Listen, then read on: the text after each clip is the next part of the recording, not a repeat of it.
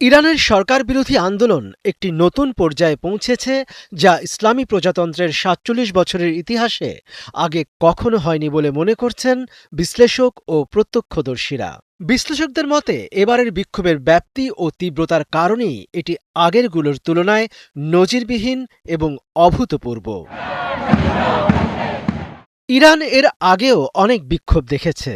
নির্বাচনের কারচুপির অভিযোগ করে ২০০৯ সালের কথিত গ্রিন মুভমেন্ট নেতৃত্ব দিয়েছিল মধ্যবিত্তরা। তখন সেটি সীমাবদ্ধ ছিল বড় শহরগুলোতেই, আর ২০১৭ ও ২০১৯ সালে আন্দোলন ছিল দরিদ্র এলাকাগুলোতে। কিন্তু এবারের সাথে তুলনা করার মতো আন্দোলন গড়ে উঠেছিল ২০২২ সালে নিরাপত্তা হেফাজতে মাইশা আমিনের মৃত্যুর ঘটনার পর। হিজাব না পড়ায় দেশটির নৈতিকতা পুলিশ তাকে আটক করেছিল। তবে এবারের বিক্ষোভকে আরও ব্যাপক মনে হচ্ছে। শেষ পর্যন্ত এটি পুরো ব্যবস্থার পরিবর্তনের দাবিতে পরিণত হয়েছে।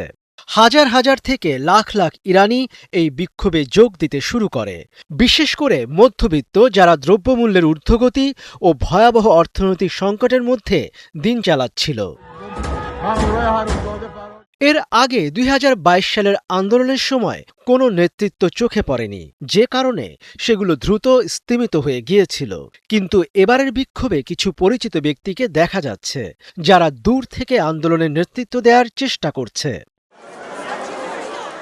এর মধ্যে একজন হলেন নির্বাসনে থাকা ইরানি রেজা পাহলভি, যিনি বিক্ষোভকারীদের প্রভাবিত করছেন বলে মনে করা হচ্ছে। কিন্তু বিশ্লেষকদের মতে এর মানে এই নয় যে বিক্ষোভকারীরা তাকে ক্ষমতায় আনতে চাইছে।